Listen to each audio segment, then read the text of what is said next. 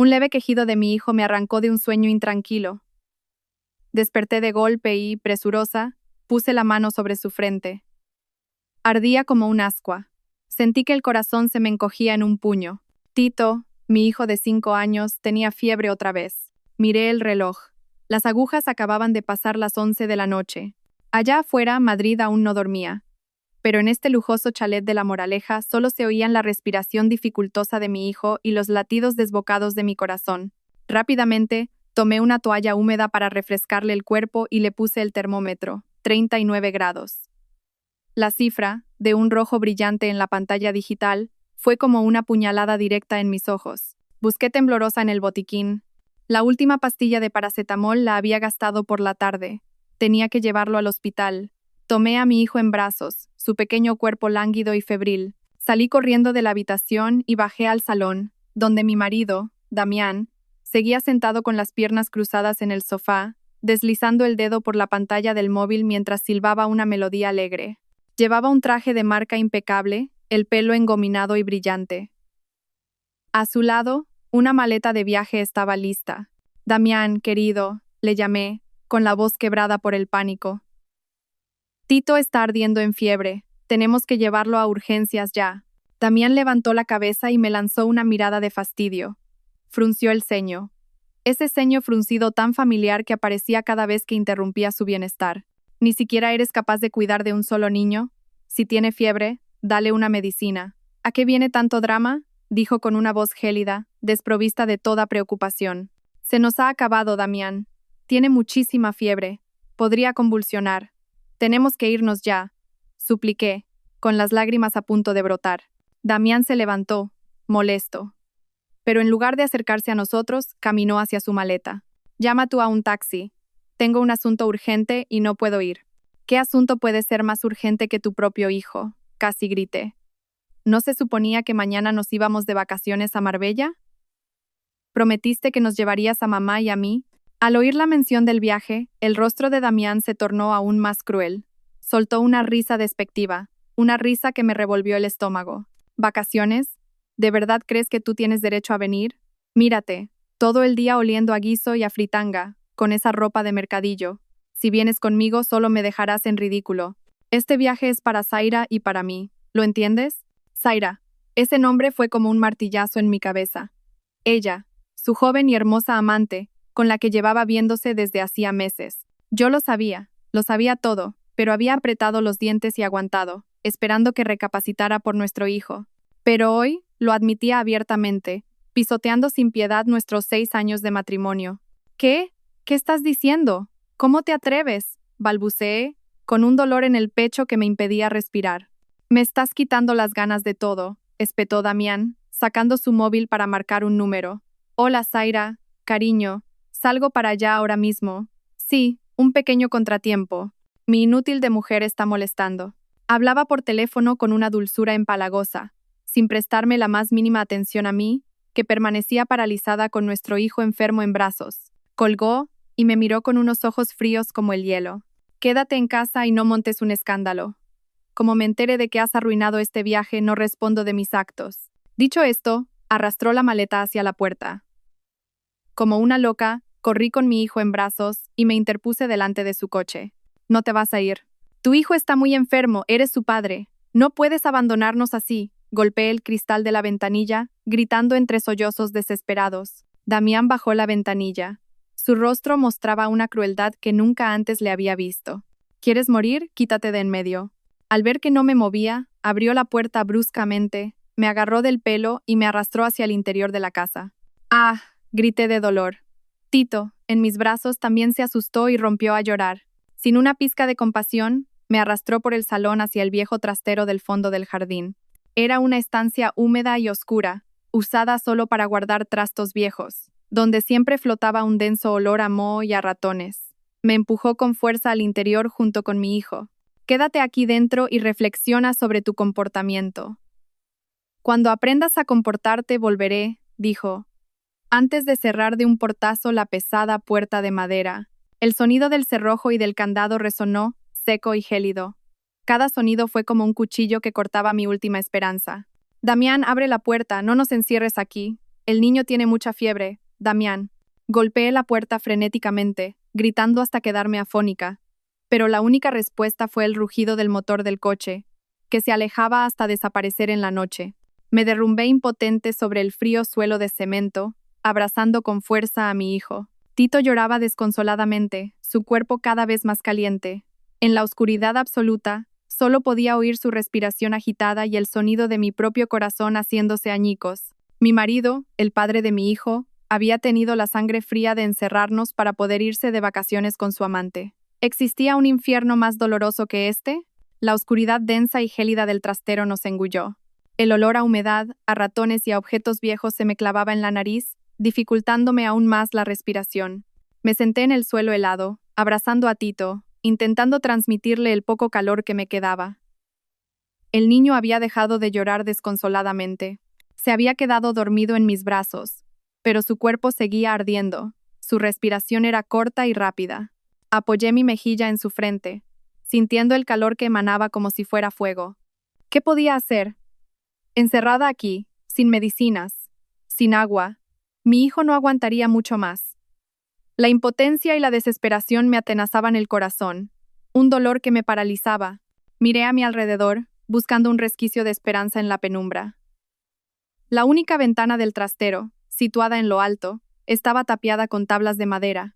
La tenue luz de la luna se filtraba por las rendijas, dibujando unas finas líneas de luz en el suelo, insuficientes para distinguir nada con claridad. Solo podía sentir el desorden de cajas de cartón y muebles rotos apilados a nuestro alrededor. Esto era una celda en la que mi propio marido me había encerrado. Me quité mi fina chaqueta, la empapé con las lágrimas que aún quedaban en mis mejillas, y limpié con suavidad la frente y el cuello de mi hijo, esperando bajarle un poco la temperatura. El niño se removió. Sus labios secos se movieron mientras llamaba en su delirio. Papá, papá Damián. Tito te echa de menos. Cada una de sus inocentes palabras era como 1000 agujas clavándose en mi corazón.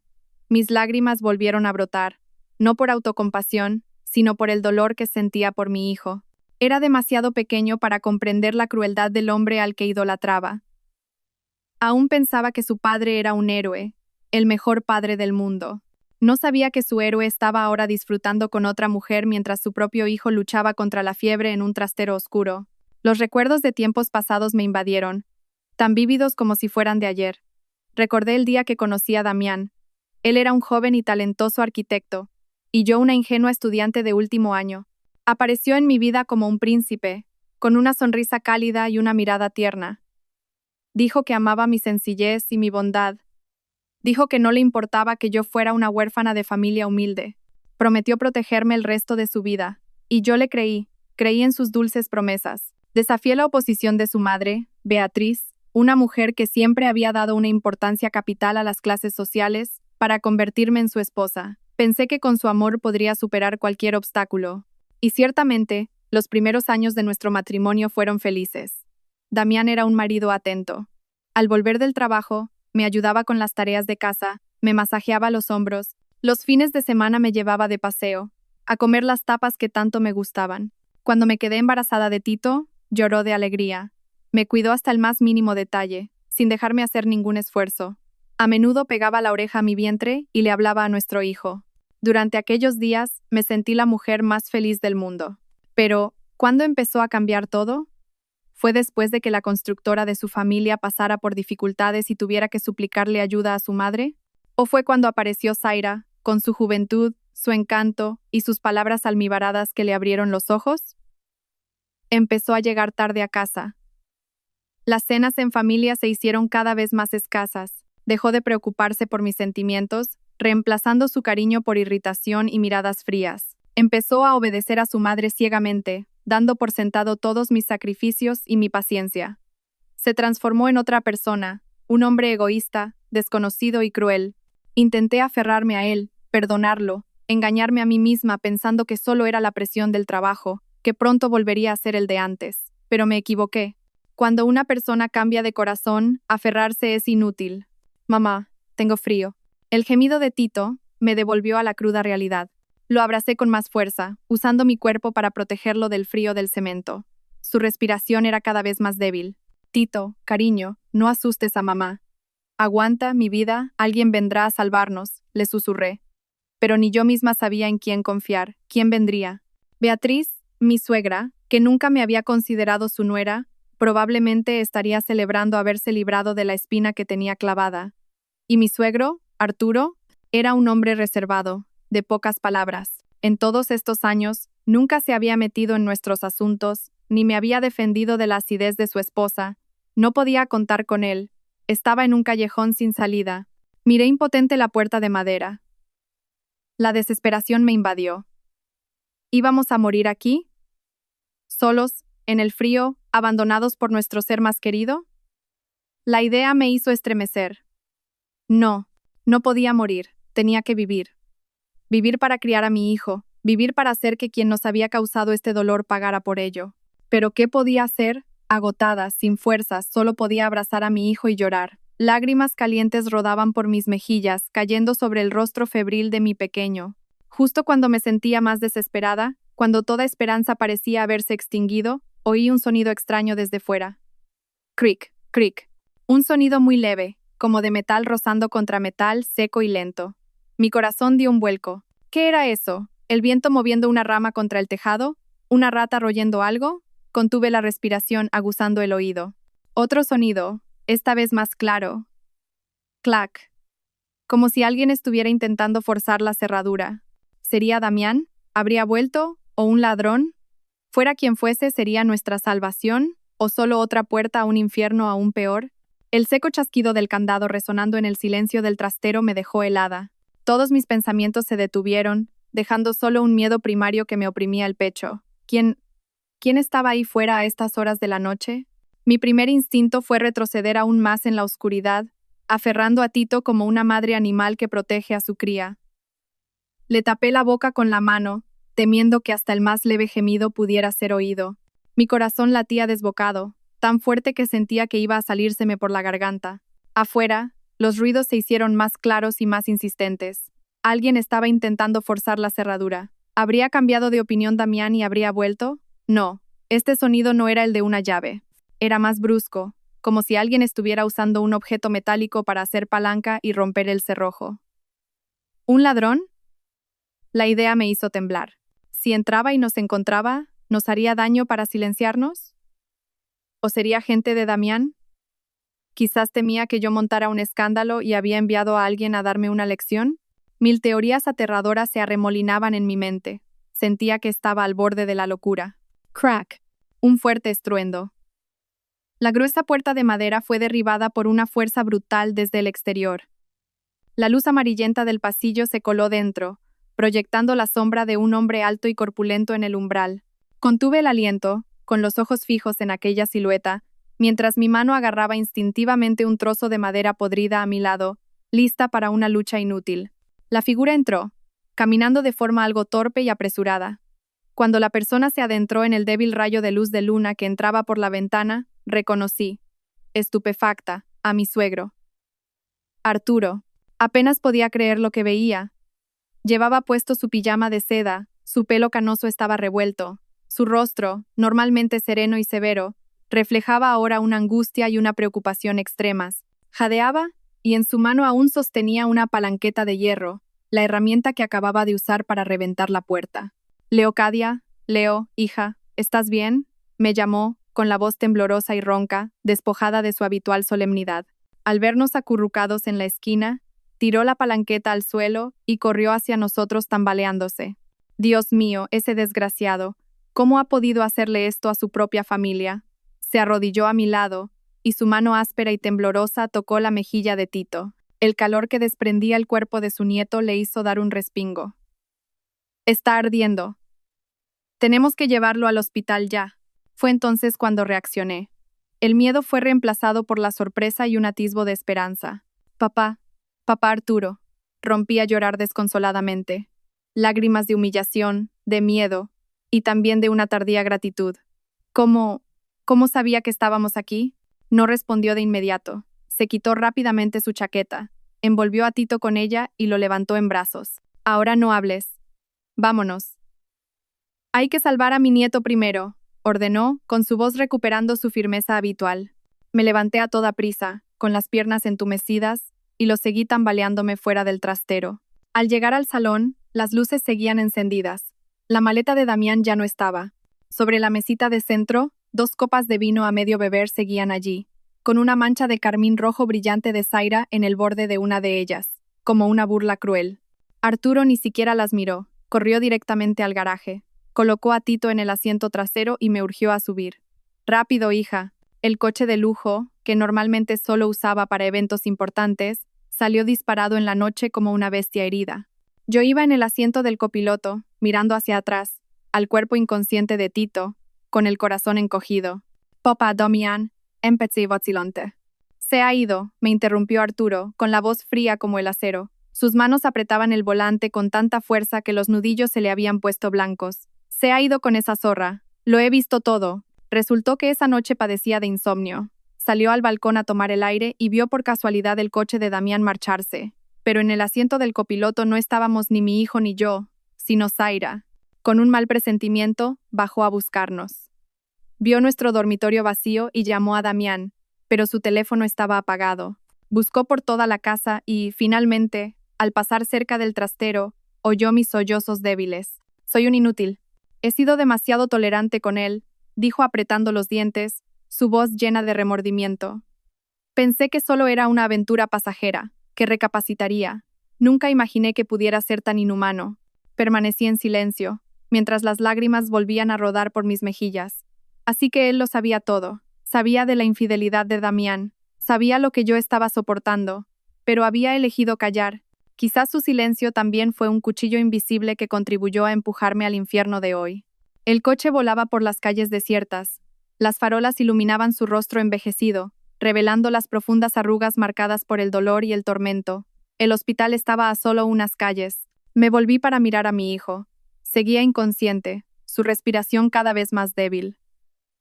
«Aguanta, mi amor, ya casi llegamos», susurré. Justo en ese momento sonó el teléfono de Arturo. Era un número desconocido. Frunció el ceño y activó el altavoz. «Dígame», contestó.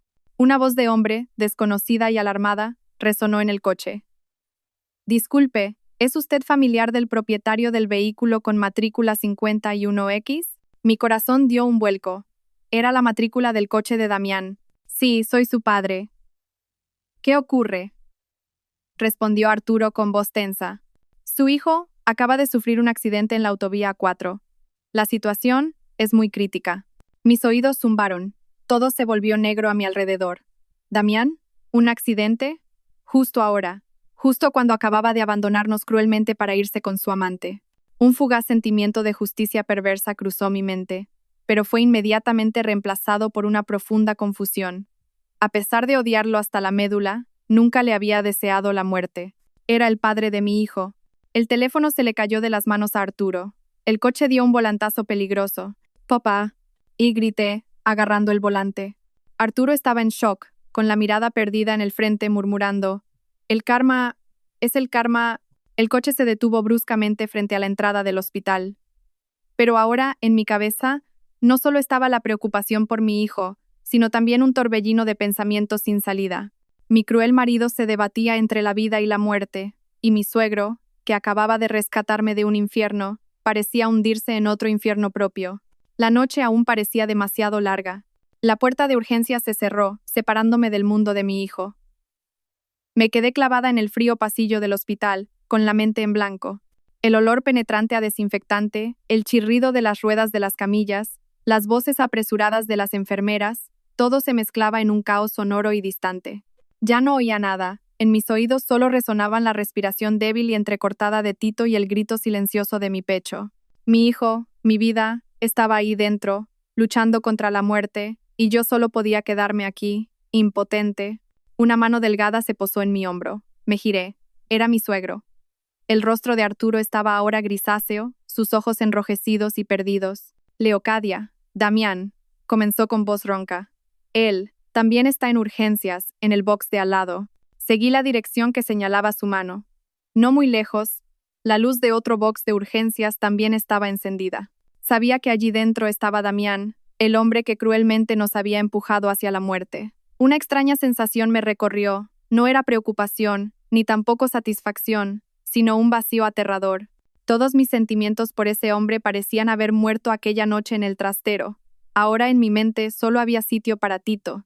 Ve a ver cómo está, dijo Arturo, con voz cansada. Negué con la cabeza, sin apartar la vista de la puerta donde estaba mi hijo. Me quedo aquí, esperando a Tito. Mi respuesta fue breve pero firme. Arturo me miró, sorprendido. Quizás no esperaba que fuera tan fría, pero enseguida, en sus ojos envejecidos, la sorpresa dio paso a una expresión de dolor y comprensión. No dijo nada más, simplemente se quedó a mi lado, mirando en la misma dirección. Dos personas, una joven y otra mayor, esperando por dos vidas, pero con mundos completamente distintos en sus corazones. El tiempo pasaba lento y pesado como el plomo. Cada segundo era una tortura. Caminaba de un lado a otro frente a la puerta, con las manos entrelazadas, rezando. Rezaba a Dios, a los santos, a cualquier fuerza divina que pudiera escuchar mi súplica. Por favor, salven a mi hijo. Es tan pequeño, es inocente, que cualquier castigo, cualquier karma, caiga solo sobre mí. Arturo se desplomó en una silla de la sala de espera, ocultando el rostro entre sus manos. Su espalda, normalmente recta, ahora parecía encorvada. Sabía que él sufría incluso más que yo. Por un lado, su nieto en estado crítico. Por otro, su único hijo también entre la vida y la muerte. Cualquier dolor habría desgarrado el corazón de un padre y abuelo. Finalmente, después de casi 2 horas que parecieron un siglo, la puerta del box de Tito se abrió. Un joven médico salió, quitándose la mascarilla. Arturo y yo corrimos hacia él. Doctor, mi hijo, mi nieto, ¿cómo está? El médico nos sonrió con alivio. Por suerte lo trajeron a tiempo. El niño sufrió una convulsión febril por una infección vírica. Le hemos bajado la fiebre y lo hemos estabilizado. Ya está fuera de peligro, pero tendrá que quedarse en observación unos días. Al oírlo, mis piernas cedieron. Me derrumbé, llorando de felicidad. Mi hijo estaba a salvo, gracias a Dios. Arturo también suspiró aliviado y me ayudó a levantarme. Bien, gracias doctor, muchas gracias. Trasladaron a Tito a una habitación en pediatría. Verlo dormir tranquilamente en la cama, aunque su rostro aún estaba pálido, con la respiración ya regular, me trajo por fin la paz. Me senté a su lado, tomé su manita y la apreté contra mi mejilla. Mientras él estuviera aquí, cualquier otra tormenta me parecía insignificante. Arturo permaneció en la puerta un rato, mirándonos, y luego se fue en silencio. Al poco tiempo regresó con una llave y un pequeño trozo de papel en la mano. Me los entregó. Leocadia, toma esto. Lo miré desconcertada. ¿Qué es, papá? La llave de la caja fuerte de mi despacho. La combinación es la fecha de nacimiento de Tito, dijo con voz grave y extrañamente resuelta. Dentro están los sellos de la empresa, las escrituras de todas las propiedades y varias libretas de ahorro. A partir de ahora, tú las custodiarás. Me quedé tan atónita que casi se me cae la llave. Papá, ¿qué dice? ¿Por qué me da todo esto? Arturo me miró directamente a los ojos. Su mirada ya no estaba perdida, sino llena de una determinación férrea. He sido demasiado débil. He callado demasiado tiempo, permitiendo que sufrieras. El precio que hemos pagado hoy es demasiado alto. Damián, viva o muera, ya no tiene derecho a dirigir esta familia, y en cuanto a tu suegra, el dinero y los caprichos la han cegado. Apretó mi mano que sostenía la llave. Leo, sé que eres una buena chica, fuerte y justa. No puedo confiar en nadie más. A partir de ahora, tú tomarás todas las decisiones en esta casa. Usa esto para protegerte y para criar a Tito como es debido. No dejes que nadie vuelva a intimidarte, ni siquiera tu suegra. Sus palabras, su confianza, me hicieron llorar de nuevo. Mi suegro, a quien siempre había considerado estricto y distante, era quien lo había visto todo y ahora me entregaba una espada y un escudo para defenderme.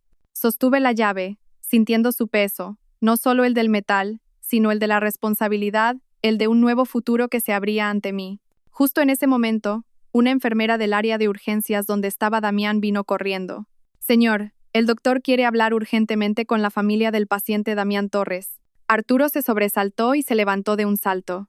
Por instinto, intenté seguirlo, pero la enfermera añadió algo que nos dejó helados a los dos. Además, la esposa del paciente acaba de llegar y está montando un escándalo ahí fuera, exigiendo ver a su marido. ¿La esposa del paciente? ¿Yo estaba aquí? ¿Acaso se refería a Zaira? ¿Se atrevía a venir aquí presentándose como la esposa de Damián? Las palabras de la enfermera fueron como un rayo que nos dejó paralizados a Arturo y a mí. ¿La esposa del paciente? Yo era la esposa legal de Damián Torres, la mujer que había compartido con él 6 años de matrimonio, la madre de su hijo. ¿Quién era entonces la mujer que estaba montando un escándalo ahí fuera? Tenía que ser Zaira. Su descaro superaba cualquier límite que pudiera haber imaginado. No solo me había robado a mi marido, sino que ahora pretendía robarme mi identidad en este mismo lugar. El rostro de Arturo se ensombreció. Sin decir palabras, se dio la vuelta y caminó con paso rápido y decidido hacia el box de Damián. Corrí tras él, con una llama de indignación ardiendo en mi interior. Quería verlo. Quería presenciar con mis propios ojos la verdadera cara de la mujer que había destrozado mi familia. El pasillo que conducía al box de Damián era un caos. Desde lejos, ya oía los gritos agudos y familiares. ¿No saben quién soy? Soy la mujer de Damián. Mi marido está ahí dentro, ¿por qué no me dejan pasar? Si le pasa algo, ¿quién asumirá la responsabilidad? En medio de un pequeño grupo de enfermeras y guardias de seguridad que intentaban calmarla, allí estaba Zaira, vestida de forma despampanante, como si fuera a una fiesta. Llevaba un vestido rojo ceñido, maquillaje recargado y unos tacones de aguja altísimos. No parecía en absoluto una esposa preocupada por su marido, sino más bien una reina inspeccionando su territorio y enfadada porque sus súbditos no la obedecían. «Basta ya». La voz de Arturo resonó, firme y potente, acallando los gritos de Zaira. Todos se giraron sorprendidos. Al ver a Arturo, el rostro de Zaira mostró un atisbo de desconcierto, pero rápidamente recuperó su descaro. Corrió hacia él y se echó en sus brazos, comenzando su actuación de lágrimas de cocodrilo. «Papá, has llegado. Mira cómo me tratan, no me dejan ver a Damián. Está ahí dentro, no sé si vive o muere, estoy tan preocupada». Lloriqueaba de forma lastimera, señalando al personal del hospital como si ella fuera la víctima. La gente de alrededor, que no sabía nada, empezó a cuchichear, mirándonos con compasión. Arturo, con frialdad, la apartó de su lado. Su mirada no contenía ni una pizca de afecto, solo desprecio y asco. «¿Con qué derecho me llamas tú a mi papá?» La pregunta dejó a Zaira helada. La sonrisa falsa se congeló en sus labios. «Papá, ¿qué dices? Yo soy la mujer de Damián». «¿Mujer?» Arturo soltó una risa amarga y escalofriante. «Su esposa legal, la madre de mi nieto, está aquí mismo. Tú no eres más que una zorra, una intrusa que ha venido a destrozar la felicidad de una familia. No tienes ningún derecho a estar aquí». Dicho esto, se giró hacia mí con una mirada más suave. Me tomó de la mano y la levantó ante todos. «Esta es mi nuera, la única esposa que la familia Torres reconoce». El inesperado giro de los acontecimientos dejó a todos boquiabiertos. Zaira, por su parte, se puso pálida y luego roja, sin saber qué decir. No se esperaba que el hombre al que había estado intentando ganarse, su futuro suegro, la desenmascarara de forma tan humillante en público. En ese momento, la puerta del box se abrió. Un médico de mayor edad salió, con el rostro cansado. «¿Quién es la familia del paciente Damián Torres?» Arturo y yo nos acercamos rápidamente. «Somos nosotros. Doctor, ¿cómo está mi hijo?» El médico nos miró, negó con la cabeza y suspiró. «Hemos hecho todo lo posible». El paciente sufrió un traumatismo cráneoencefálico muy grave por el impacto. De momento, hemos conseguido estabilizarlo y salvarle la vida, pero hizo una pausa, como buscando las palabras menos hirientes. «Pero el cerebro ha sufrido un daño severo. Lo más probable es que no vuelva a despertar. Tendrá que vivir en estado vegetativo». «Estado vegetativo», esas dos palabras fueron como un martillazo en mi cabeza. Aunque ya no lo amaba, saber que el hombre con el que había compartido mi vida pasaría el resto de sus días como un cuerpo sin alma, me produjo una profunda amargura. Pero quien se derrumbó por completo fue Zaira. «No, es imposible», gritó, con una voz aguda y enloquecida. «Damián no puede acabar así. Me prometió que se casaría conmigo, que me daría una vida de lujos. Mienten, todos ustedes me están engañando». Se abalanzó hacia el box, pero los guardias de seguridad la detuvieron. La codicia y la desesperación la habían convertido en una fiera sin control. «¡Suéltenme! Damián, mi dinero, mi chalet, mis coches», gritaba y pataleaba. Sus palabras en medio de la locura lo revelaron todo. La gente a su alrededor entendió al instante. La miraban con desprecio. Resulta que no estaba aquí por la vida de Damián, sino por la fortuna que él le había prometido. Arturo hizo una señal a los guardias. «Sáquenla de aquí. No dejen que su suciedad contamine este lugar». Zaira fue arrastrada por dos guardias corpulentos, sin dejar de maldecir y gritar. Su despampanante figura roja desapareció por el pasillo, dejando tras de sí un silencio pesado y una tragedia que acababa de concluir su primer acto. Me quedé allí, observándola, sin sentir satisfacción, solo una tristeza difusa. La codicia humana es aterradora. Puede convertir a una joven hermosa en un demonio dispuesto a pisotear la vida y la moral. Mi suegra, Beatriz, llegó al hospital poco después. Alguien debió de avisarla. En cuanto nos vio a Arturo y a mí frente al box, se abalanzó, no para preguntar por su hijo, sino para señalarme y gritarme. «Has sido tú, bruja, tú has arruinado a mi hijo. Desde que pusiste un pie en esta casa, mi familia no ha tenido un día de paz. Ahora que lo has dejado así, estarás contenta». Sus palabras venenosas resonaron en el pasillo. Arturo no pudo soportarlo más. «Cállate la boca», gritó. «¿Sabes lo que acaba de hacer tu queridísimo hijo? Ha encerrado a su mujer y a su hijo enfermo en un trastero para irse de juerga con su amante. Si ha tenido un accidente, es porque se lo ha buscado. Es el karma». Sangró. Beatriz se quedó de piedra ante la furia de su marido, pero luego replicó con la cabeza bien alta. «La defiendes a ella, siempre defendiendo a esa pueblerina. ¿Qué clase de brujería te ha hecho?» Arturo, temblando de ira, levantó la mano para abofetearla. Me interpuse rápidamente. «Papá, por favor, basta. Estamos en un hospital». Supe entonces que una nueva guerra acababa de comenzar en mi familia. Una guerra entre la justicia y la humanidad por un lado, y la ceguera y el egoísmo cruel por el otro. Y yo, de víctima, había sido empujada al centro de esa batalla. Los días siguientes, el hospital se convirtió en mi segundo hogar. Mi vida se dividió en dos. Una mitad en la planta de pediatría cuidando a Tito, y la otra corriendo a la UCI para ver cómo estaba Damián. Tito ya no tenía fiebre y había recuperado su risa y su alegría. Sin embargo, el trauma de aquella noche parecía seguir persiguiéndole. A veces, se despertaba llorando y gritando, llamando a su padre con miedo. Cada vez que eso ocurría, mi corazón se partía. Solo podía abrazarlo y susurrarle palabras de consuelo, sabiendo que la cicatriz en su alma infantil tardaría mucho en sanar. En cuanto a Damián, seguía allí, inmóvil e inconsciente. Las máquinas a su alrededor emitían un pitido monótono y frío, la única prueba de que todavía existía en este mundo. Los médicos decían que no había mejoría, que su cerebro no mostraba ninguna reacción. Realmente se había convertido en un vegetal, una sombra de sí mismo. Iba a visitarlo, no por amor ni por obligación. El amor había muerto, y la obligación se había desvanecido después de lo que hizo. Iba quizás por un último resquicio de humanidad, porque después de todo, era el padre de mi hijo. Me quedaba allí, mirando al hombre que una vez fue mi mundo, con el corazón vacío, sin amor ni odio, solo una extrañeza dolorosa. Beatriz, después de su escándalo en el hospital, ya no se atrevía a levantarme la voz. La cruda verdad sobre su hijo y la firmeza de Arturo parecían haberla intimidado. Pero sabía que era solo un silencio temporal. Dentro de esa mujer todavía había un volcán de odio y rencor, esperando el momento de entrar en erupción. También visitaba a Damián, pero siempre elegía momentos en los que yo no estaba. Llegaba y se iba en silencio, y su mirada hacia mí era siempre como una daga. Mi vida transcurría en un estado de agotamiento y estancamiento, hasta que una tarde, mientras pelaba una manzana para Tito, Arturo entró en la habitación. Parecía mucho más envejecido, pero su mirada era firme. Se sentó y me observó un buen rato antes de hablar con voz grave y clara. «Leocadia, no puedes seguir viviendo así». Lo miré, sin entender a qué se refería. Tito ya está bien. ¿Y Damián? Probablemente nunca despierte. Tienes todo un futuro por delante. No puedes enterrar tu juventud en un hospital y a la sombra de alguien que ya no es el mismo. «¿Pero qué se supone que debo hacer, papá?», pregunté desconcertada. «No sé a dónde ir». «A casa», respondió Arturo de forma concisa. «Y empezar a tomar las riendas de tu vida.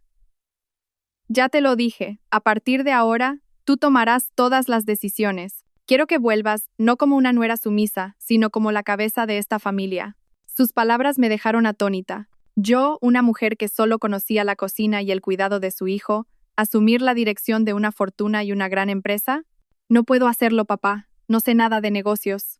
Arturo sonrió, una sonrisa inusual en su rostro severo. «Nadie nace sabiéndolo todo. Si no sabes, aprendes.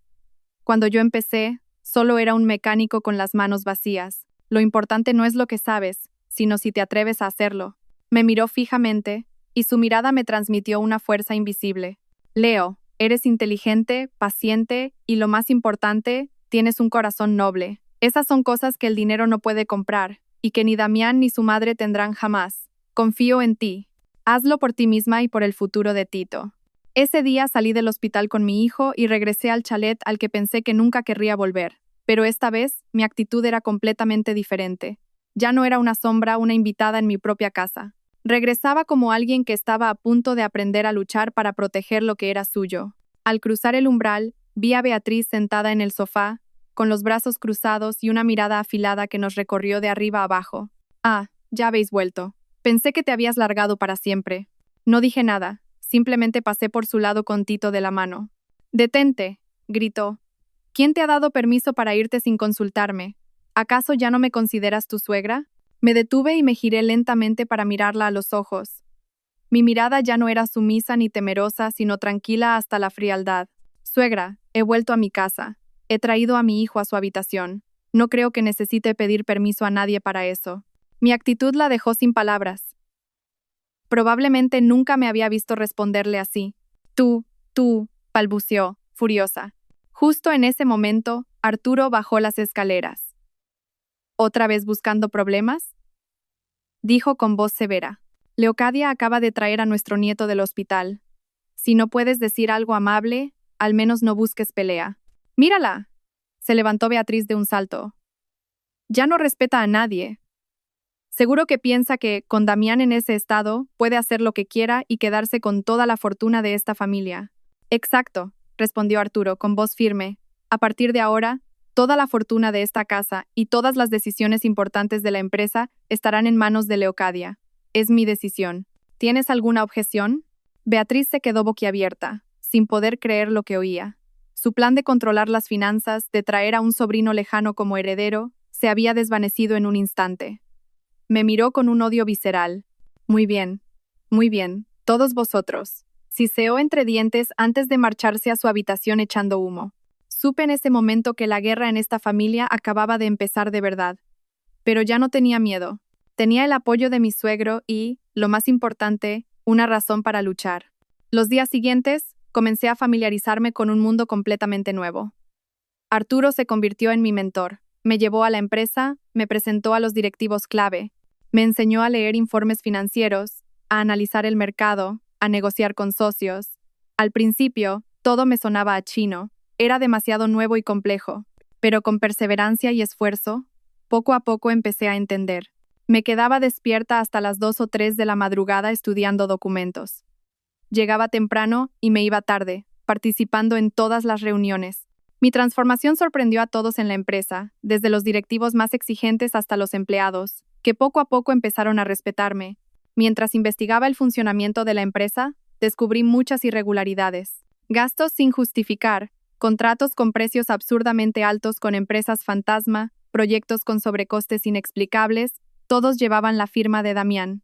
Parecía que no solo era un marido infiel, sino también alguien que había estado aprovechándose de su posición para desfalcar la empresa durante años. Un presentimiento me dijo que Zaira no era la única mujer en la vida de Damián, y que aquel fatídico viaje a Marbella probablemente era algo más que unas simples vacaciones. Cuanto más me sumergía en los papeles de la empresa, más se me helaba la sangre. El mundo de los negocios que Damián y su familia habían construido no era tan brillante y transparente como parecía. Era una red enmarañada de relaciones turbias, cifras manipuladas y enormes sumas de dinero que se habían esfumado. Cada firma de Damián en aquellos documentos era una burla a mi ingenuidad de todos estos años. Yo, que pensaba que era un marido brillante y dedicado a su carrera, descubría que su brillantez la usaba para robar el sudor y el esfuerzo de su propio padre. Arturo, después de cederme el poder, pareció quitarse un gran peso de encima. No intervenía directamente, sino que actuaba como mi consejero y paciente mentor. Cada noche, después de que Tito se durmiera, nos sentábamos en el despacho rodeados de montañas de expedientes. Me enseñaba a identificar un contrato fraudulento, a seguir el rastro del dinero, a leer entre líneas en las cifras que mienten. En los negocios no puedes fiarte completamente de nadie, ni siquiera de los más cercanos, decía con la mirada perdida. La codicia puede convertir a un amigo en un enemigo y a un familiar en un extraño. Sus palabras eran un amargo resumen de la tragedia de su propia familia. Decidí empezar por los gastos más grandes e inusuales. Mi atención se centró en una serie de transferencias mensuales a una empresa con un nombre rimbombante, Paraíso Esmeralda SL, en concepto de honorarios de consultoría de proyectos. Cada transferencia ascendía a cientos de miles de euros. Lo extraño es que esta empresa nunca había aparecido en nuestra lista de socios oficiales. Le pregunté a Arturo, pero él también negó con la cabeza. Nunca había oído ese nombre. ¿Una consultora fantasma? ¿O el canal que usaba Damián para blanquear dinero? Tenía que investigarlo. Le pedí ayuda a Rubén, un joven y brillante director comercial, leal a Arturo. Era uno de los pocos en la empresa que no pertenecía al círculo de Beatriz o Damián. En cuanto le expuse la situación, aceptó sin dudar. No se preocupe, Leocadia, déjemelo a mí. Llevo mucho tiempo viendo cosas raras, pero no tenía la oportunidad de decir nada. 2 días después, Rubén me trajo un dossier. La información que contenía me dejó de piedra. La empresa Paraíso Esmeralda existía, pero no era una consultora de construcción. Era una empresa de diseño de interiores y muebles de lujo. Y la representante legal, la dueña, no era otra que Zaira. Se me heló la sangre. Así que era eso. Damián había usado la tapadera de los honorarios de consultoría para sacar dinero de la empresa y dárselo a su amante. No solo le daba dinero para sus caprichos, sino que le había montado una empresa entera. Su amor por ella no era una simple aventura, pero eso no era todo. Rubén había encontrado algo aún más revelador. Leocadia, mire esto, dijo, señalando una dirección en el registro mercantil de Paraíso Esmeralda. ¿Le suena esta dirección? Entrecerré los ojos. Era la dirección de un apartamento de lujo en el barrio de Salamanca. Me quedé paralizada. Era el mismo apartamento que Damián me había dicho que había comprado como inversión. Para alquilarlo. Resulta que el futuro del que hablaba era su futuro con Zaira. Habían construido su nido de amor delante de mis narices, con el dinero de mi familia. La rabia y el dolor de la traición volvieron a apoderarse de mí. Pensé que ya estaba curtida, que ya no sentía nada, pero no, la herida era demasiado profunda. Recordaba haber estado en ese apartamento una vez. Damián me había llevado con la excusa de ver el piso piloto. Todavía recordaba el lujo, la modernidad y sus palabras al oído: algún día te compraré una casa aún más bonita que esta. Todo era una mentira, una farsa perfecta. Leocadia, también he encontrado esto. La voz de Rubén me devolvió a la realidad. Me entregó un pendrive. Es la grabación de la cámara de seguridad del pasillo del edificio. Me costó bastante conseguirla. Con manos temblorosas, conecté el pendrive al ordenador. Apareció un vídeo. Era la grabación de la tarde del accidente de Damián. En ella, Damián y Zaira salían del ascensor, cogidos de la mano, riendo. Damián llevaba la maleta que yo le había preparado. No iban a Marbella. Su destino era ese apartamento. Iban a empezar allí sus vacaciones románticas. Avancé el video. Unas 2 horas después, solo Damián salió del apartamento. Parecía tener prisa, hablando por teléfono con alguien, con cara de tensión. Se subió al coche y se fue. Probablemente fue entonces cuando recibió una llamada de trabajo urgente y salió disparado hacia la autovía, donde tuvo el fatal accidente. Así que el viaje a Marbella era solo una mentira para engañarme. Su verdadero paraíso estaba mucho más cerca. Apagué el ordenador con la cabeza dándome vueltas. Estas pruebas eran más que suficientes para desenmascarar a Damián y a Zaira, pero no quería detenerme ahí. Alguien capaz de montar una farsa tan elaborada durante años no podía ser culpable solo de desfalco y adulterio.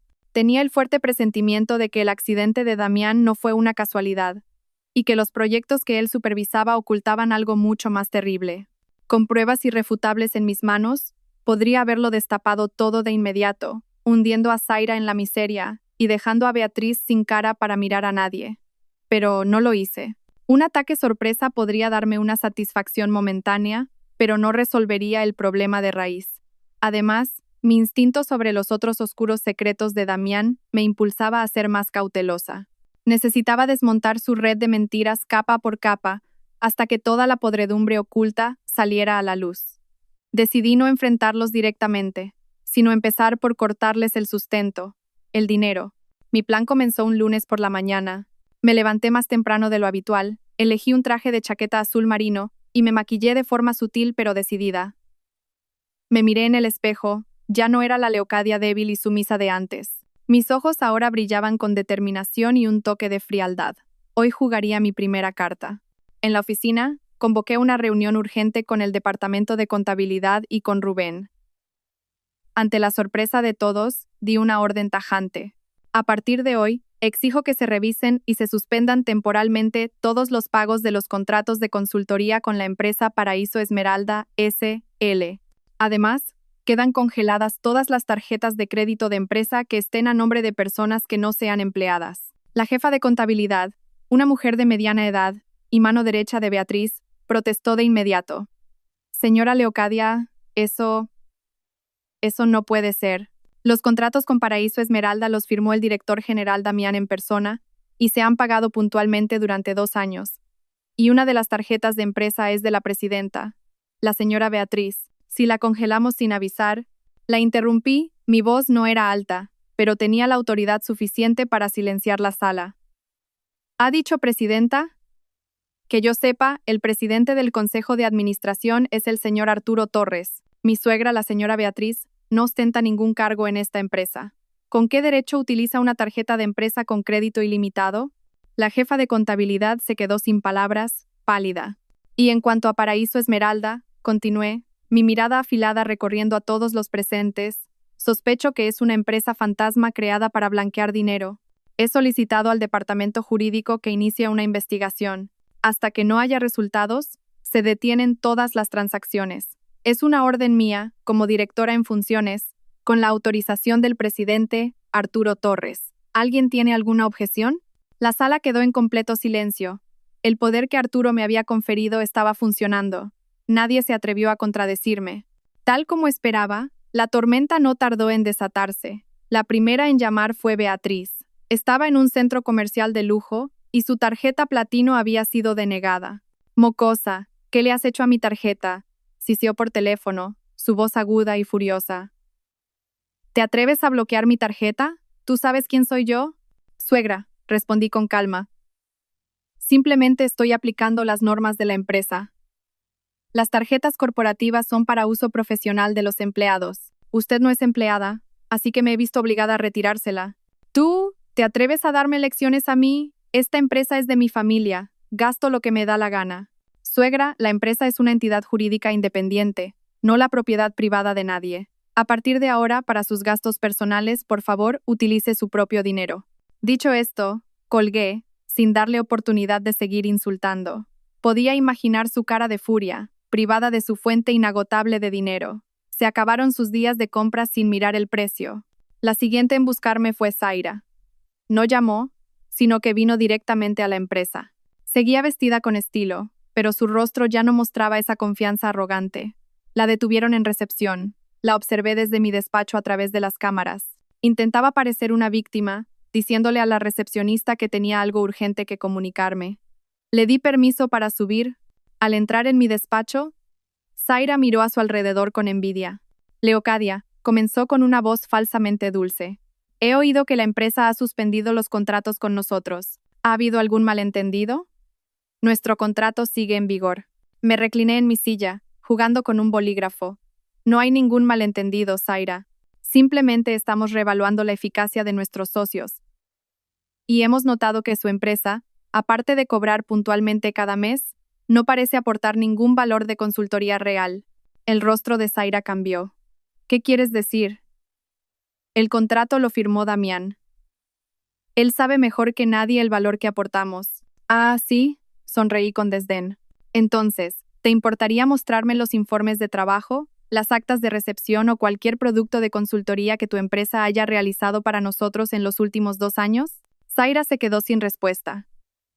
Obviamente no tenía nada de eso. Eran contratos ficticios. Me lo estás poniendo difícil a propósito. Si Damián se entera, no te lo perdonará. Intentó amenazarme. Me levanté, me acerqué a ella y le susurré al oído, lo suficientemente bajo para que solo nosotras lo oyéramos. Damián, ¿crees que él puede hacerme algo? Quizás deberías preocuparte por ti misma.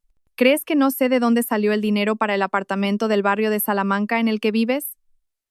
¿Crees que no sé quién pagó el deportivo que conduces? Zaira, lo que no es tuyo, tarde o temprano, tendrás que devolverlo. Y a veces, con intereses. El cuerpo de Zaira empezó a temblar. Su rostro se volvió blanco como el papel. Me miró con una mezcla de miedo y odio. No se esperaba que yo lo supiera todo. Largo, dije con voz gélida. Antes de que llame a seguridad, Zaira retrocedió tambaleándose, sin atreverse a decir una palabra más, y salió corriendo como si hubiera visto un fantasma. Mi primer movimiento había sido un éxito. Había cortado los 2 tentáculos que estaban desangrando la empresa, pero sabía que esto era solo el principio. Cuando acorralas a las bestias se vuelven más peligrosas que nunca, y tenía la sensación de que Beatriz y Zaira no se quedarían de brazos cruzados por mucho tiempo. La verdadera batalla, probablemente, acababa de empezar. Tal como lo había previsto, el silencio de Beatriz y Zaira fue la calma que precede a la tormenta. Sin acceso a la financiación y despojadas de su vida de lujo, aquellas 2 mujeres ya no tenían nada que perder. Y cuando alguien no tiene nada que perder, es capaz de cometer las mayores locuras. Su contraataque no se dirigió a la empresa ni a los bienes materiales, sino a lo único que me importaba y a mi mayor debilidad en ese momento, mi honor. Querían destruirme, convertirme en una villana a los ojos de todos, para que no pudiera seguir luchando con la cabeza alta. La tormenta comenzó con susurros, con rumores sembrados de forma deliberada. Primero, dentro de la empresa, la gente empezó a cuchichear a mis espaldas que yo era una esposa desalmada, que, aprovechando el accidente de mi marido, me había aliado con mi suegro para tomar el poder, que era una serpiente que, tras ser criada en la casa, ahora mordía a sus dueños. Sabía que esos rumores provenían de la jefa de contabilidad, la secuaz de Beatriz. No le di importancia. Me concentré en mi trabajo, confiando en que mis acciones serían la mejor respuesta. Pero subestimé su malicia. Cuando los rumores internos no fueron suficientes para derribarme, decidieron sacar la historia a la luz pública, convirtiéndola en un melodrama para ganarse la lástima de la gente. Una mañana, al llegar a la oficina, Rubén entró corriendo en mi despacho, pálido como un muerto. «Leocadia, ha pasado algo. Tienes que ver esto». Puso sobre mi mesa una revista del Corazón. En la portada, un titular sensacionalista me golpeó en la cara. La verdad tras la tragedia de la esposa del millonario. Infidelidad y un plan para robar la fortuna mientras su marido agoniza. Debajo, un largo artículo escrito con un tono lacrimógeno y melodramático narraba una historia completamente inventada. Decía que Damián y yo éramos un matrimonio feliz hasta que yo le fui infiel con otro hombre, insinuando que era Rubén. Según la historia, cuando Damián lo descubrió, condujo destrozado y sin rumbo, lo que provocó el accidente. El artículo también me acusaba de no visitar a mi marido en el hospital, de conspirar con mi suegro para apoderarme de la empresa, de echar a mi suegra de casa y de cortarle todos los recursos. Junto al texto, había fotos seleccionadas con malicia. Una foto mía y de Rubén trabajando hasta tarde en la oficina, con el pie de foto. Amantes clandestinos a espaldas del marido postrado. Una foto de Beatriz llorando a las puertas del chalet, del día que vino a montar un escándalo, con el texto, anciana madre expulsada de su hogar por su nuera. Y la más repugnante, una foto de Damián en la cama del hospital, tomada a escondidas, con la leyenda, el desdichado marido, abandonado en su peor momento. La sangre me hirvió. No podía creer que fueran tan rastreras. No solo distorsionaban la verdad, sino que usaban la imagen trágica de su propio hijo y marido para difamarme.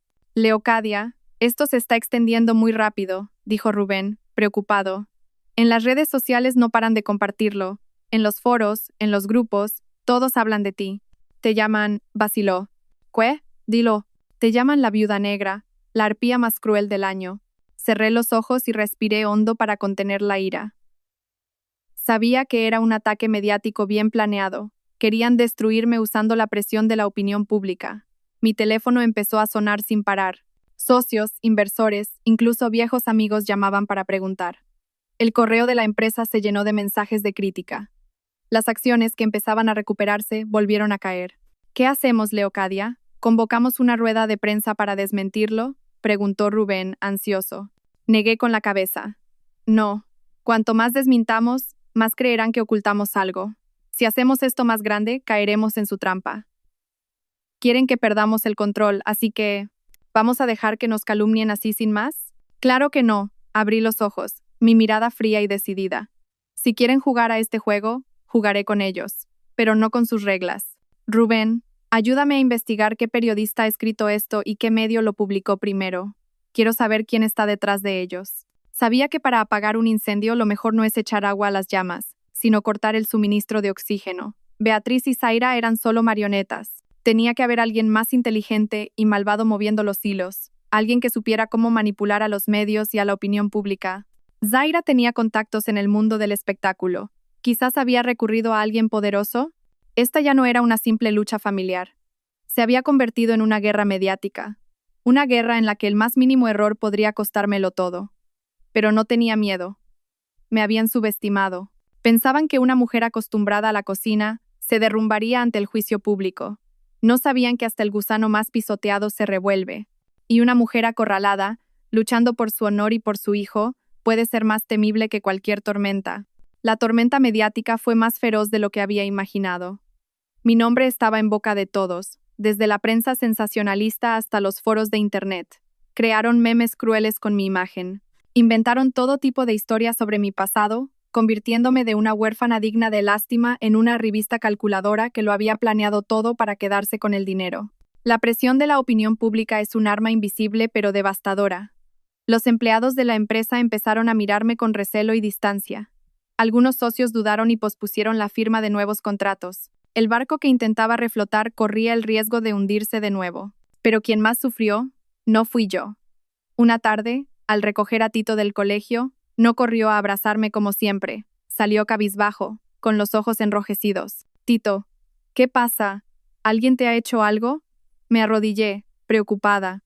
No respondió, solo negó con la cabeza y escondió el rostro en mi regazo, rompiendo a llorar. Lo abracé con el corazón roto. Sabía por qué lloraba. Esos rumores maliciosos no solo me atacaban a mí, sino que también clavaban sus dagas venenosas en el alma inocente de mi hijo. Esa noche, llamé a Arturo y se lo conté todo. Su voz al otro lado del teléfono era grave, llena de ira, pero tranquila. «Lo sé, el abogado de la empresa me ha informado esta mañana. No te preocupes, son solo las artimañas de gente miserable. Tú céntrate en tu trabajo, yo me encargo de lo demás». «Pero papá, Tito...» Se me quebró la voz. «Lo entiendo. Tráelo a casa de los abuelos unos días. Aquí estará cuidado y nadie lo molestará. Y tú, tienes que ser más fuerte. Ahora es cuando debes demostrar tu valía». Sus palabras me calmaron. Tenía razón, no podía rendirme. No solo luchaba por mí, sino también por mi hijo.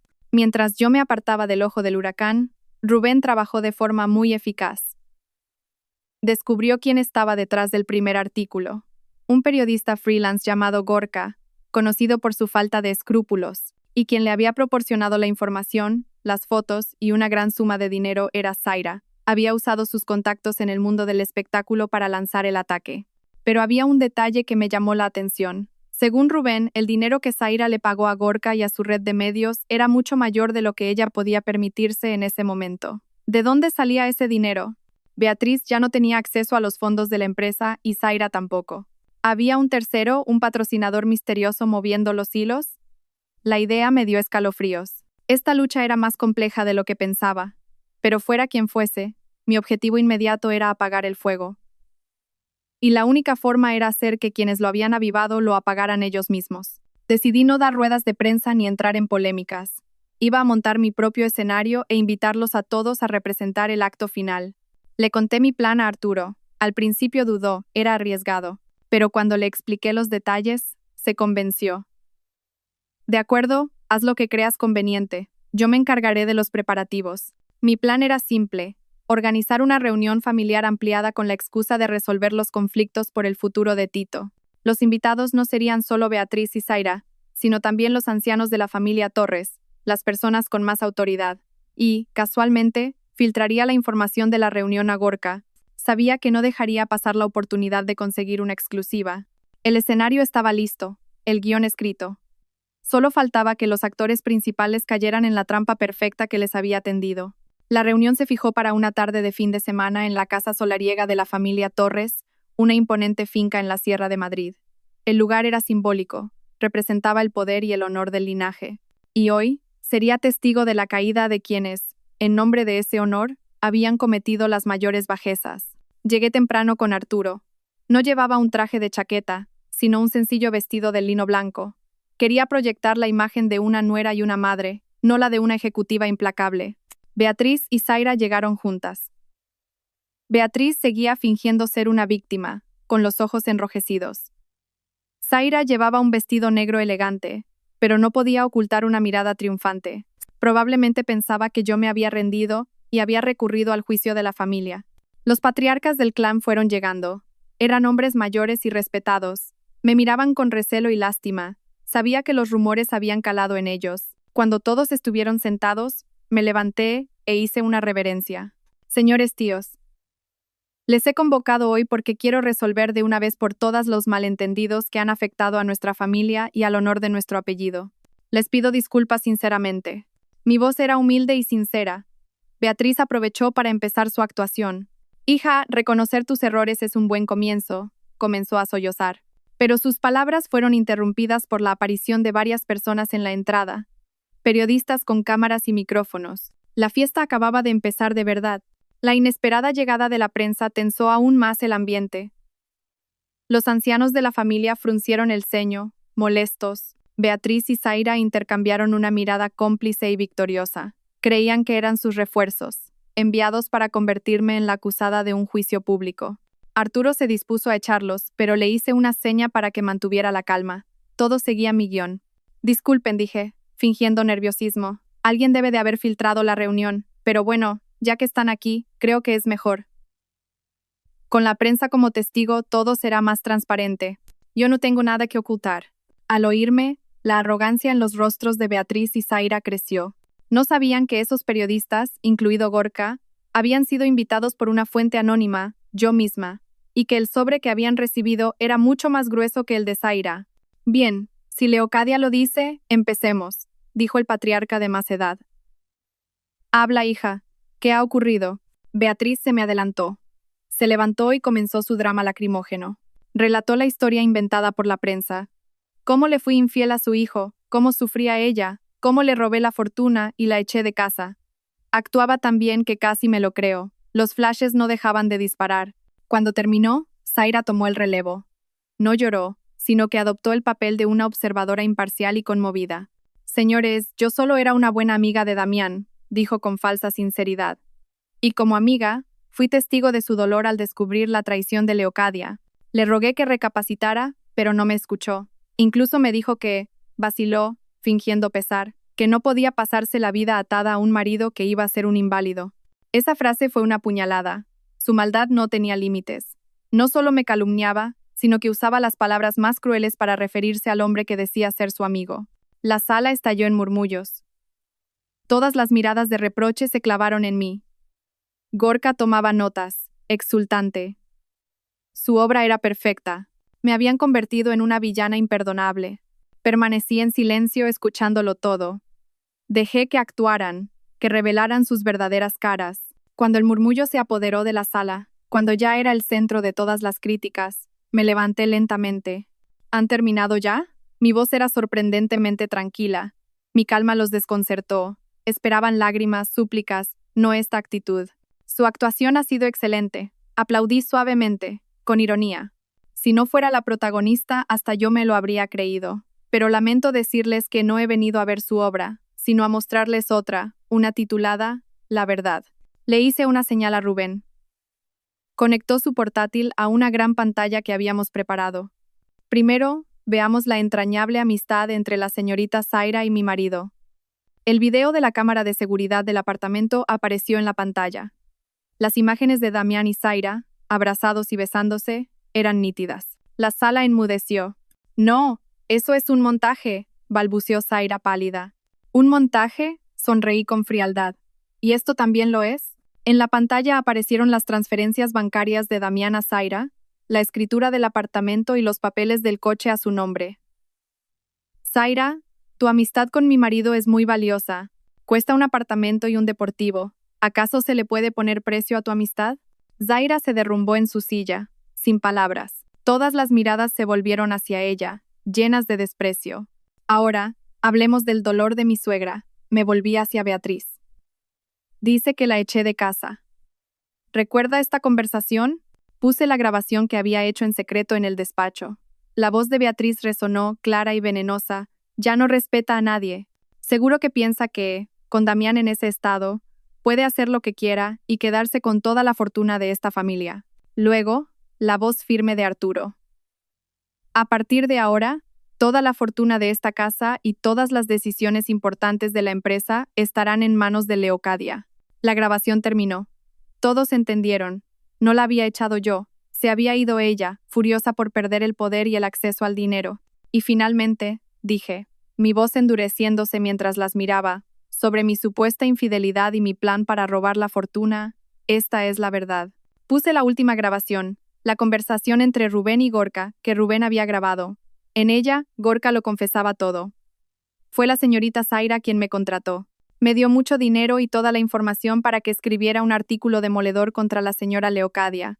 Dijo que si la hundíamos, ella lo conseguiría todo y me recompensaría generosamente.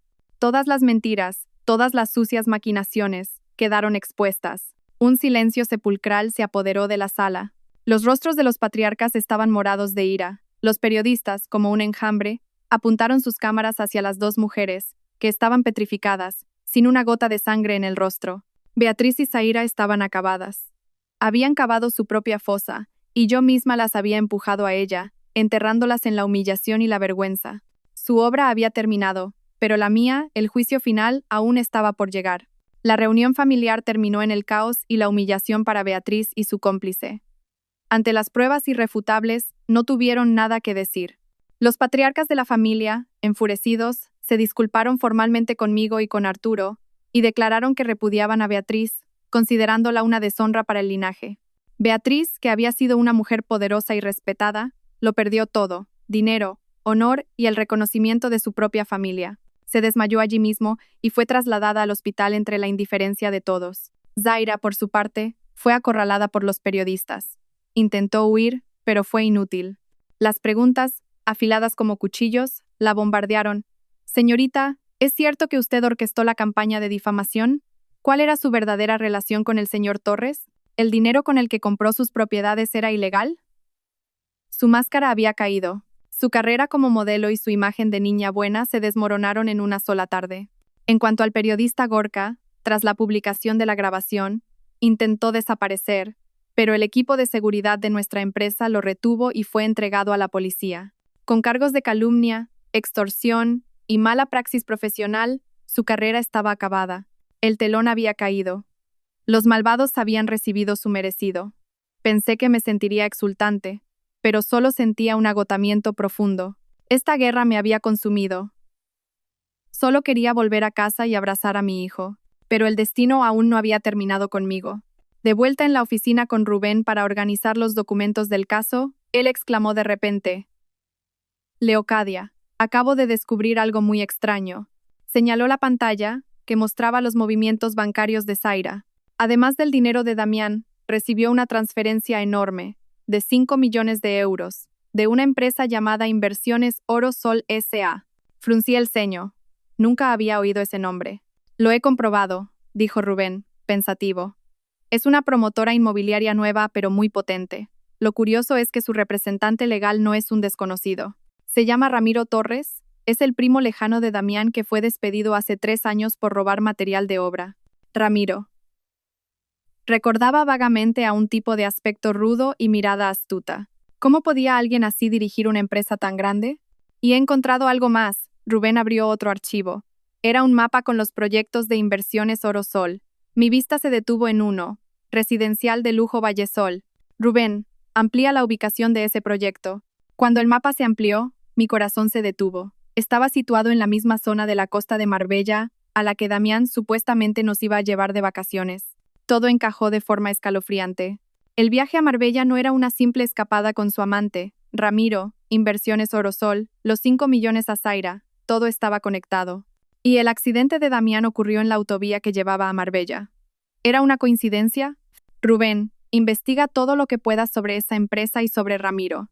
Quiero saber de dónde sacan el dinero y si sus proyectos son turbios. Y sobre todo, averigua dónde estaba Ramiro el día del accidente de Damián. Mi instinto me decía que detrás de la infidelidad y el desfalco se escondía una verdad mucho más aterradora. Mientras esperaba los resultados, fui al hospital a ver a Damián, no por interés, sino porque necesitaba respuestas. Él era la pieza clave. Seguía inmóvil. Me senté a su lado, observando al hombre que fue mi marido. Damián, le susurré: «¿Qué más escondes? ¿Qué ibas a hacer en Marbella?». No era solo por Zaira, ¿verdad? No hubo respuesta, solo el pitido monótono del monitor cardíaco. Cuando me disponía a irme, vi que uno de sus dedos se movía, un movimiento minúsculo, casi imperceptible, pero lo vi.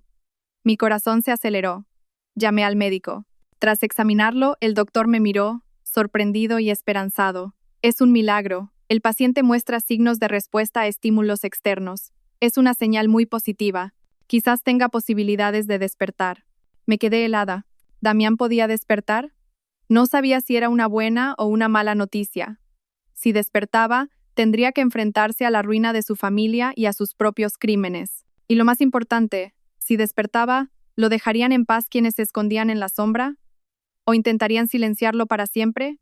La noticia de la posible recuperación de Damián se extendió como la pólvora, trayendo consigo no solo esperanza, sino también un peligro inminente. Sabía que sus cómplices en la sombra no se quedarían de brazos cruzados. Damián, de verdugo, se había convertido en un testigo clave, una bomba de relojería. Inmediatamente pedí a Arturo que reforzara la seguridad en el hospital. Los guardaespaldas más fiables vigilaban su puerta 24/7. Estaba en una carrera contrarreloj contra asesinos. Mientras tanto, los hallazgos de Rubén sobre Inversiones Orosol eran escalofriantes. Leocadia, es increíble, dijo por teléfono, con la voz temblorosa. Todos sus proyectos son fraudulentos. Compran terrenos agrícolas a bajo precio amenazando a los agricultores.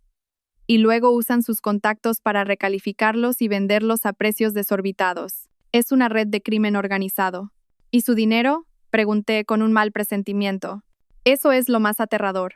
Su financiación está vinculada a operaciones de blanqueo de dinero a nivel internacional y a varios proyectos antiguos de nuestra empresa. Proyectos que supervisaba Damián. Estaba claro. Damián no solo desfalcaba la empresa para mantener a su amante. Era una pieza clave en una red criminal mucho mayor. Había convertido la empresa de su padre en una lavadora de dinero para la mafia. Ramiro era solo un testaferro. ¿Y el accidente, Rubén? He revisado las cámaras de la autovía. Parece que Damián conducía a una velocidad altísima y perdió el control. Pero hay un detalle extraño. 10 minutos antes, un camión negro sin matrícula visible lo obligó a detenerse en el arcén. Hablaron un momento y luego siguieron. El conductor del camión, según un testigo, tenía una gran cicatriz en la cara. Un camión negro, un hombre con una cicatriz. Mi instinto no fallaba. No fue un accidente. Fue un ajuste de cuentas. Quizás Damián sabía demasiado o había cometido un error, y decidieron eliminarlo. ¿Por qué sobrevivió? Quizás fue suerte. O quizás el destino quería que viviera para confesar y pagar por sus crímenes. Entregué toda la información a una unidad especial de la Policía Nacional con la que Arturo tenía contacto.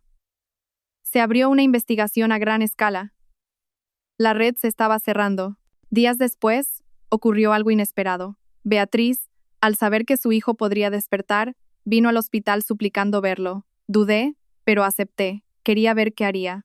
Bajo la estricta vigilancia de los guardaespaldas y de una cámara oculta, le permitimos entrar sola durante 10 minutos. Entró y, al ver a su hijo, rompió a llorar. «Hijo mío, ¿por qué? Si te pasa algo, yo no puedo seguir viviendo», se lamentaba, pero entonces empezó a decir cosas extrañas.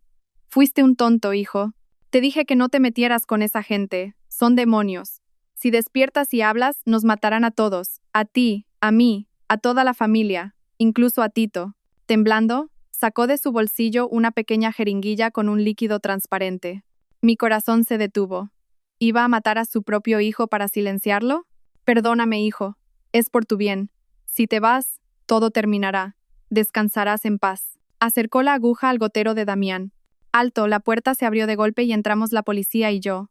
Beatriz se sobresaltó, dejando caer la jeringuilla. ¿Qué le iba a hacer a su hijo?, grité.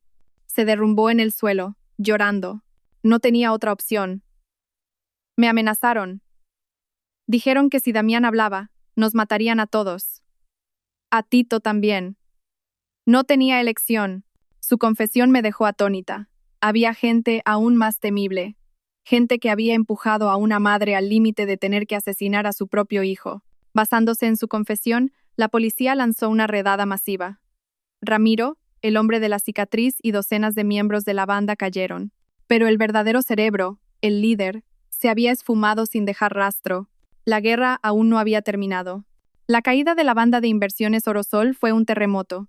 Altos cargos fueron investigados, proyectos fraudulentos salieron a la luz y la red de blanqueo fue desmantelada. La justicia, aunque lenta, parecía llegar. Pero para mí, la victoria era agridulce. El cerebro de todo, el hombre que había causado nuestra tragedia, seguía libre. Mientras tanto, ocurrió un milagro. Damián despertó. Su recuperación fue lenta pero esperanzadora. Podía abrir los ojos y reconocer a la gente, aunque aún no hablaba. Cada día iba a verlo, no como esposa, sino como la persona que tenía su destino en sus manos. Le conté todo, cómo nos encerró, cómo su madre intentó matarlo, cómo su familia se había desmoronado por sus crímenes. No sé cuánto entendía, pero cada vez que hablaba, las lágrimas rodaban por sus mejillas. Eran de arrepentimiento o de impotencia. Ya no me importaba. El amor y el odio se habían desvanecido, dejando solo un vacío gélido. Lo único que necesitaba de él era una confesión sobre el jefe final. La policía lo intentó varias veces, pero él solo podía emitir sonidos ahogados, sus ojos llenos de un terror absoluto cada vez que se mencionaba al líder. Su nombre era un tabú, un miedo peor que la muerte. Beatriz, tras su intento de asesinato, confesó todo lo que sabía, aunque era poco. Solo sabía que un pez gordo estaba detrás de Damián, alguien con un poder inmenso. Fue puesta en arresto domiciliario. Cada día iba al hospital y miraba a su hijo desde lejos, una sombra silenciosa consumida por el remordimiento. Zaira, al caer la red, intentó huir del país, pero fue detenida en el aeropuerto. Con pruebas abrumadoras de su complicidad en el blanqueo de dinero y la estafa, recibió una sentencia ejemplar. Mi vida recuperó una calma tensa. Cada día me enfrentaba a una elección. Damián ya no era una amenaza, solo un inválido. Podía divorciarme, dejarlo a su suerte. Sería una dulce venganza. Pero entonces veía a Tito. Mi hijo pedía ver a su padre, se sentaba a su lado, le contaba sus cosas del colegio, le cogía la mano. Papá, ponte bueno pronto para jugar al fútbol conmigo. Sus palabras inocentes me partían el alma. Por muy mal marido y criminal que fuera, seguía siendo su padre. ¿Sería demasiado cruel arrebatárselo? Me encontraba en una encrucijada, la venganza y una nueva vida, o el perdón y una pesada carga por el bien de mi hijo. Arturo me dejó decidir. Leo, haz lo que te dicte el corazón, te apoyaré en lo que sea. Una tarde, mientras le pelaba una manzana a Damián por costumbre, de repente, habló. Una voz débil, ronca, pero clara. Leo. Me quedé helada. Me miraba, sus ojos más lúcidos. Lo siento. Le costó un mundo pronunciar esas dos palabras. Sus lágrimas volvieron a caer. Lo miré, con un torbellino de emociones. No supe qué responder. Justo en ese momento sonó mi teléfono. Era Rubén, eufórico. Leocadia, lo hemos encontrado. Sabemos dónde se esconde.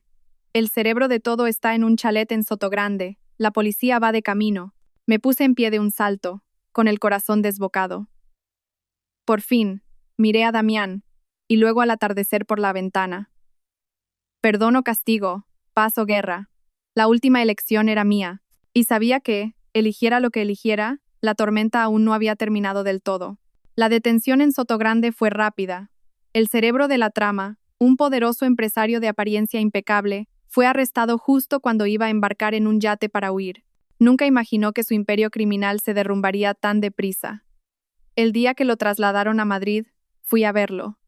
No por regodeo, sino para poner punto y final. A través del cristal del coche policial, reconocí un rostro familiar. Un hombre que aparecía en viejas fotos con mi suegro, un hombre al que Arturo una vez llamó amigo. La codicia, en efecto, convierte a los hombres en demonios. El caso se cerró con duras sentencias. La justicia, aunque tardía, había llegado. El honor de nuestra empresa fue restaurado. Después de aquello, tomé mi decisión. No elegí la venganza, ni tampoco un perdón fácil. Elegí mi propio camino, por el futuro de mi hijo y por mi propia paz. Presenté la demanda de divorcio. El juicio fue silencioso, sin disputas. Damián no pudo asistir, pero envió una carta a través de su abogado. En ella, aceptaba todas mis condiciones, renunciando a todos sus bienes y a la custodia de Tito. Solo pedía una cosa, que le permitiera ver a su hijo de vez en cuando. Acepté, no por él, sino por mi hijo. No quería que creciera con un corazón lleno de odio. Quería que supiera que su padre se equivocó y pagó por ello, pero que seguía siendo su padre. Tras el divorcio, no lo abandoné. Usé parte de mi dinero para ingresarlo en el mejor centro de rehabilitación, donde recibiría cuidados a largo plazo. Lo hice quizás por un último vestigio de humanidad. Era lo último que podía hacer por él y por mi conciencia. Beatriz se hundió en una profunda depresión. Vivía sola en su vieja casa, avergonzada. A veces le enviaba comida y medicinas, no porque la hubiera perdonado, sino porque sabía que el remordimiento y la soledad eran su peor condena. Pasaron los años. La empresa, bajo mi dirección y la de Arturo, prosperó. Pero mi mayor éxito no eran las cifras, sino la sonrisa de mi hijo. Tito ya era un niño sano, inteligente y comprensivo. Lo sabía todo, nunca le oculté nada, pero no guardaba rencor, solo amaba y respetaba más a su madre. A veces, los fines de semana, lo llevaba a visitar a Damián. Ya podía moverse en silla de ruedas y hablar un poco. Su memoria se había recuperado parcialmente, pero los recuerdos de sus crímenes parecían haberse borrado. Solo recordaba que tenía una esposa llamada Leocadia y un hijo llamado Tito. Cada vez que veía a nuestro hijo, sonreía, una sonrisa inocente, infantil. Quizás esa fue su liberación. Una tarde soleada, paseaba con Tito por el Parque del Retiro. Mamá me preguntó de repente, ¿eres feliz? Su pregunta me sorprendió. Miré a mi hijo, su sonrisa pura, y luego al cielo azul. Sonreí, una sonrisa de verdadera paz. Sí, hijo, mamá es muy feliz. Una vez pensé que mi vida era una noche oscura sin salida. Estuve encerrada en el trastero de la desesperación, encadenada por la traición. Pero en esa misma oscuridad, encontré la luz del amor de un padre, de la compasión y de mi propia fuerza interior. La puerta del trastero se abrió, liberando no solo mi cuerpo, sino mi alma. Mi amanecer no llegó de la noche a la mañana. Fue un largo viaje a través de la tormenta. Y ahora, bajo el cálido sol, entendía que la felicidad no es la ausencia de dolor, sino la fuerza para superarlo. La nueva vida de mi hijo y la mía, ahora, de verdad, acababa de empezar. Una vida sin odio, llena de amor, perdón y un cielo sereno por delante.